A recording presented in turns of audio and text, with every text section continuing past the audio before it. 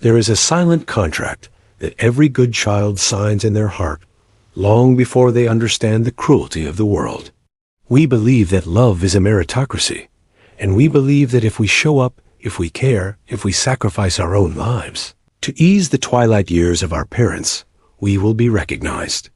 We do not do it for the money, or at least we tell ourselves we do it, but deep down we believe in justice. We believe that the one who holds the hand at the deathbed should be the one who holds the keys to the house. But there is a dark irony in the dynamics of family inheritance that is rarely spoken about at the dinner table, which is that the prodigal son is not just forgiven, he is rewarded, while the faithful son is often forgotten. The parent does not leave the inheritance to the child who loves them the most, they leave it to the child they fear losing the most. This is the story of Samuel, who spent 10 years keeping his father's world from falling apart, only to watch his brother Lucas walk in at the last moment and steal the ruins. Samuel was the quiet one. He was the steady one. He was the one who lived 20 minutes away from his parents' old Victorian house, while Lucas lived across the country chasing dreams that never seemed to materialize. When their mother died, Samuel was the one who handled the funeral arrangements. He was the one who sat with his father Henry, night after night, listening to the same stories of the war and the same regrets about the past. Samuel had a wife and he had a job, but his life became secondary to the needs of his father. Lucas was different. Lucas was charming. Lucas was like a firework, bright and loud and fleeting. He would call once a month, and his voice would fill the room with excitement about a new business venture or a new girlfriend. Henry's face would light up when Lucas called in a way it never lit up for Samuel. Samuel was part of the furniture. He was the infrastructure of Henry's life. He paid the utility bills, he fixed the leaking roof, he organized the medication. He was necessary, but he was boring. Lucas was an event. Lucas was a rarity. And because he was rare, his attention felt like a prize. The decline of Henry's health was slow and painful. It was a long descent into dementia and frailty. For 3 years, Samuel became a nurse. He learned how to change adult diapers. He learned how to bathe a man who was fighting him. He learned how to swallow his own exhaustion when his father screamed at him in confusion, calling him by the wrong name. Often that name was Lucas. "Where is Lucas?" the old man would ask, his eyes searching the room. "Why doesn't he come?" Samuel would hold his father's hand and say, "He is busy, Dad, he is working." Samuel protected his father from the truth that Lucas simply didn't care enough to visit. During those 3 years, Lucas visited twice. He stayed for 2 hours each time. He sat by the bed and told jokes and made the old man laugh. He didn't see the bed sores. He didn't smell the sickness. He didn't have to deal with the doctors or the insurance companies. He came in like a tourist in someone else's tragedy, took a few photos of himself being a good son, and then left before the hard work began. And yet, after every visit, Henry would talk about Lucas for weeks. He would say, "Lucas is such a good boy. He is going through a hard time. We need to help him." Samuel would bite his tongue. He wanted to scream. He wanted to say, "I am here wiping your brow," while he is out there living his life. But he said nothing, because duty is a heavy coat that muffles the voice.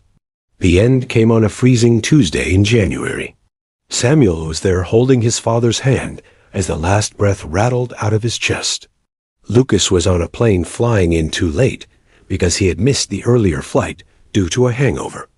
When Lucas arrived, the body was already gone. He cried loudly in the hallway. He performed his grief with the dramatic flair of an actor. He hugged Samuel and said, "We are orphans now, brother. We only have each other." Samuel felt nothing. He was just tired. He was hollowed out by the long watch. He thought that now at least the burden was lifted. He thought that now there would be fairness. He assumed that the house, the savings, and the small portfolio of stocks would be divided equally or perhaps weighted slightly in his favor to compensate for the years of care.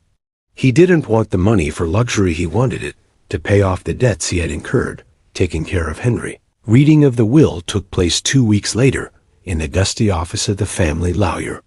The lawyer was an old man who refused to make eye contact with Samuel. He opened the envelope and cleared his throat. The words were simple, but they hit Samuel with the force of a physical blow.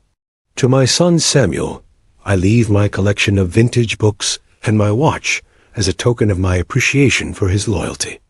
To my son Lucas, the first leave the family home, the residue of the savings accounts, and the remainder of the estate to help him find his footing in life.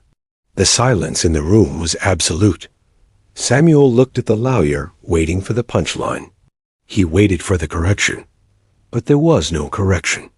The logic was twisted but clear. In Henry's mind, Samuel was strong. Samuel had a job. Samuel had shown he could survive. Lucas was the broken bird. Lucas was the one who needed saving. The inheritance was not a reward for past service. It was a life raft for future failure. Henry had punished Samuel for his competence and rewarded Lucas for his incompetence. Lucas tried to hide his smile, but his eyes were dancing. He leaned over and touched Samuel's shoulder. "Dad always knew I needed a little extra help," he said. "You are the successful one, Sammy. You don't need this stuff." Samuel stood up. He left the books. He left the watch. He walked out of the office and into the parking lot. He felt a rage so pure and so hot that he thought he might burst into flames. It wasn't about the money. It was about the erasure. The will was a final statement from his father that said your sacrifice meant nothing to me. Your love was expected, and therefore it had no value. Lucas's love was scarce, and therefore it was priceless. Samuel realized that he had been buying a ticket to a show that had already been sold out. In the months that followed, Samuel watched from a distance as Lucas dismantled their father's life. Lucas moved into the house, but he didn't maintain it. He threw loud parties. He sold the antique furniture that their mother had loved. He burned through the savings on new cars and bad investments.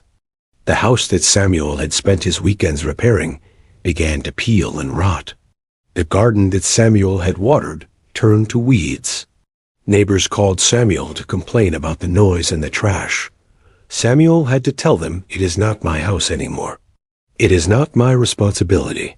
This was the hardest part, letting go of the responsibility. For so long his identity had been the caretaker. Now he had to learn to be the observer of the destruction. He cut ties with Lucas. It was a quiet severance. He simply stopped answering the phone. When Lucas called to ask for help with the property taxes or to ask how to fix the boiler, Samuel let it ring. He realized that if he helped Lucas now, he would be disrespecting himself. He would be continuing the dynamic that had enslaved him for years. He had to let Lucas fail. He had to let the house fall if necessary. 1 year later, Samuel ran into a nurse who had cared for his father in the final weeks. She stopped him in the supermarket. She said, "I was surprised to hear about the will. Your father spoke about you all the time when he was lucid." Samuel laughed a bitter, dry laugh. "He spoke about Lucas," he said. "No," the nurse said. "He spoke about Lucas to you. But he spoke about you to himself. He knew who was washing him. He knew who was feeding him. He told me once that he was leaving the money to Lucas because he knew Lucas would be dead in a gutter without it. He said Samuel is a man. Lucas is a child. He didn't give Lucas the money because he loved him more. He gave it to him because he respected him less." Samuel stood in the aisle, holding a carton of milk, and felt a shift in his chest. It didn't fix the injustice. The money was still gone. The house was still ruined, but the perspective changed. He realized that the inheritance was not a prize.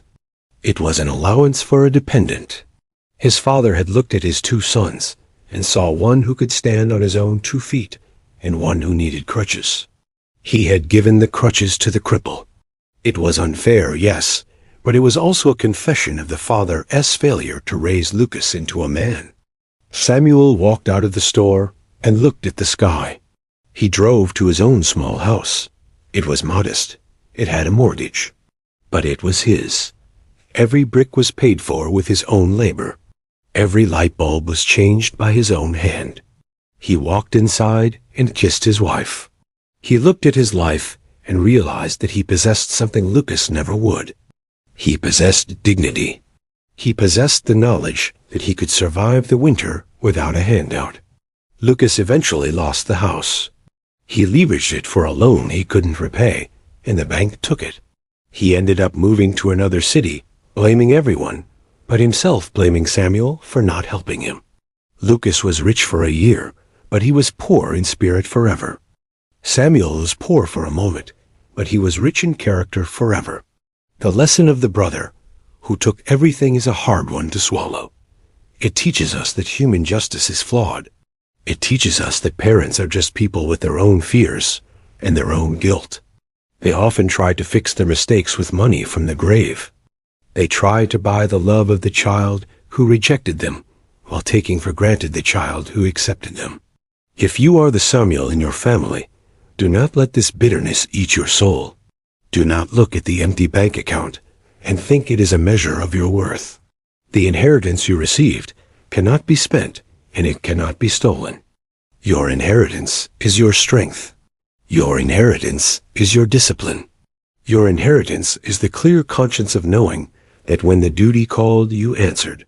Let the Lucases of the world have the money. They need it to mask the emptiness of their lives.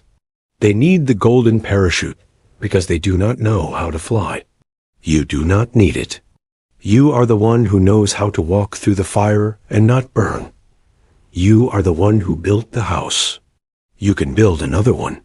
Do not envy the one who wins the lottery of guilt. Pity them, for they have received a gift they do not understand and a burden they cannot carry. You walked away with nothing in your hands, but you walked away with everything in your heart. And in the end, that is the only ledger that balances. The house is just wood and stone. The money is just paper. But who you became in those long dark nights by the bedside, that is eternal. You are free now. You have paid your debts. Walk forward into your own life and leave the ghosts to fight over the dust.